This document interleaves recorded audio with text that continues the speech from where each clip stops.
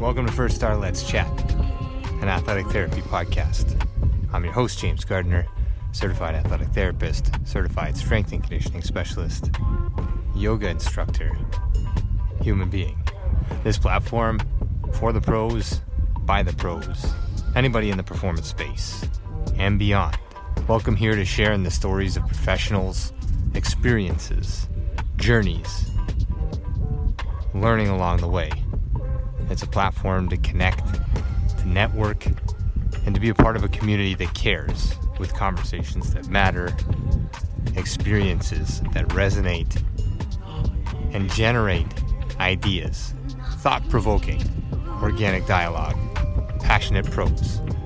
Brought to you as always by FIRSTAR Therapy, Mobility Tape, Epic, and Benchmark Athletics.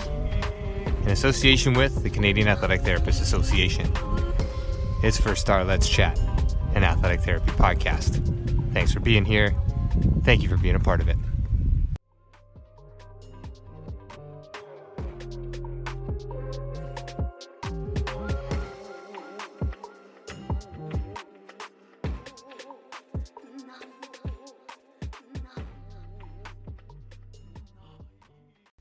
Hey, good morning.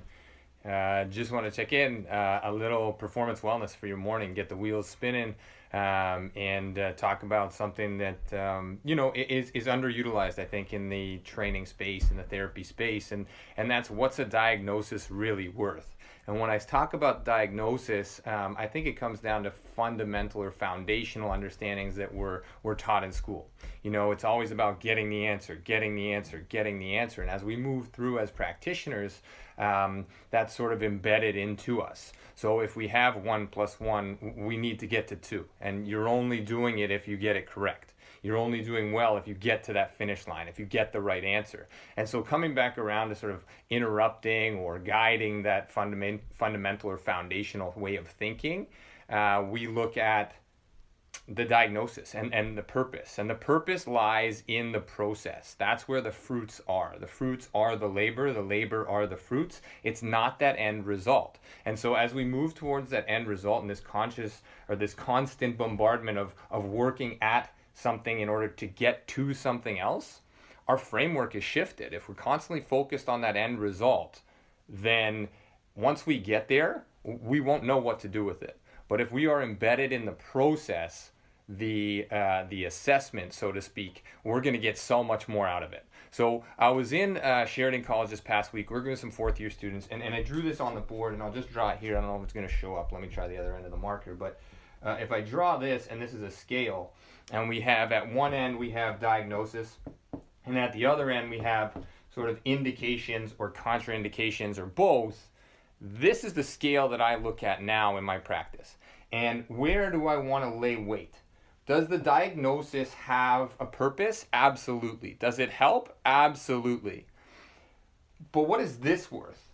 The information we gather, what our patient, athlete, what the human being in front of us can or can't do, should or shouldn't do, is or isn't doing, versus this diagnosis. So come back around, find the diagnosis. Yes, there is some value there. But is there more value here? Or to what end? Which way is your scale tipping? Let me give you an example that I came across last week. Patient reaches out and says, hey, can we chat? I have worked with a bunch of people and I heard you might have a different take on things. Said, absolutely, we meet online. The history goes something like this. Right shoulder surgery 6 months ago, still not functional. Left hip diagnosed labral tear, still not fully functional. Non-surgical at this point, COVID, not willing to go down the surgical route. And then a pelvic floor neuralgia, okay, in the pudendal nerve. So we have 3 pieces of the puzzle, all diagnosed. The right shoulder surgery fixes the tissue but not the issue. The left labral tear is an identifier. You are now a labral tear. You're not a human being, you're a labral tear. The pudendal neuralgia is treated with an injection so there's no more symptoms. You don't feel it because the cortisone helps. Okay, great, it's fixed. Until that wears off. So this is where it comes down to for me. The diagnosis definitely has value, absolute value in the diagnosis. But if we just search for that diagnosis, we are missing out on all of this over here, which is plus, plus, plus. What can our patient do? What can't our patient do? We want to know the human. And this is where we gain the most value. Understanding the do's, the don'ts, the cans, the can'ts, and associating that person, that human being who's on the table, who's come to us for treatment or for advice or for guidance, treating them as such, as a human being with some issues, not as the issues. So this is it. This is where I wanted to take this talk this morning. I had this talk last week with some students.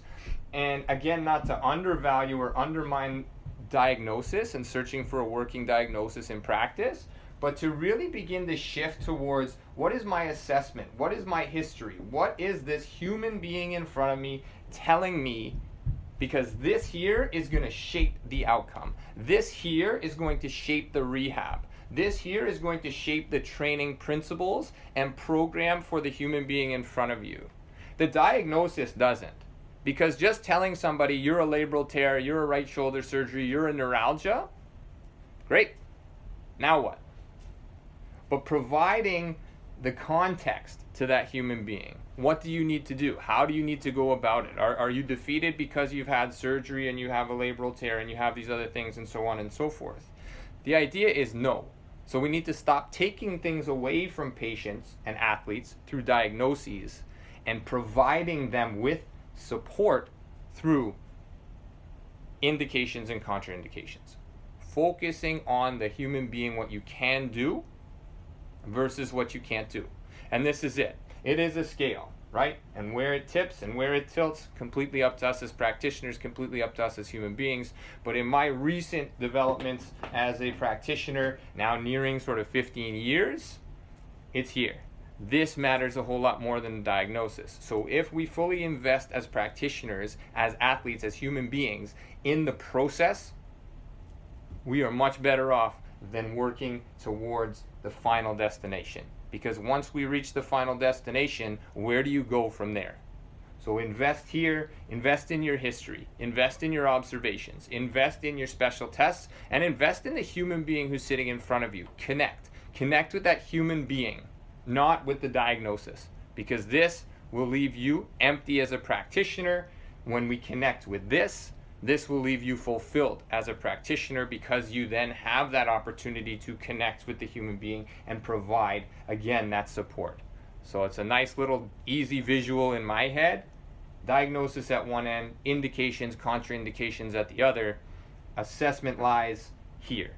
The value lies at the end of the scale where we can make something of it, not at the end of the scale that we've been taught all along to get to the finish line, because that's where the fruit lies. Here is where the fruit of our labor lies. It lies in the labor. Enjoy the process. Help your patient enjoy the process. Find the connection to the things they can do. And I think that goes a long, long way. That's it for today. A cheap and quick and dirty one. But diagnosis, the value, definitely there. But is there more value, and where do you place your emphasis on this paradigm or on this scale? Thanks for joining.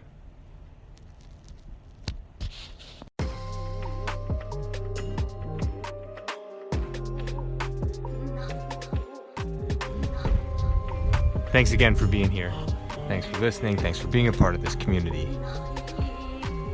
Check us out online, firstartherapy.com. That's FIRSTAR therapy.com.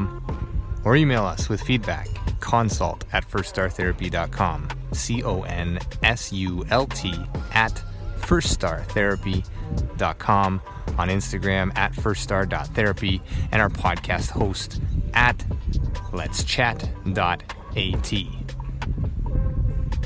This is FIRSTAR Let's Chat, an athletic therapy podcast.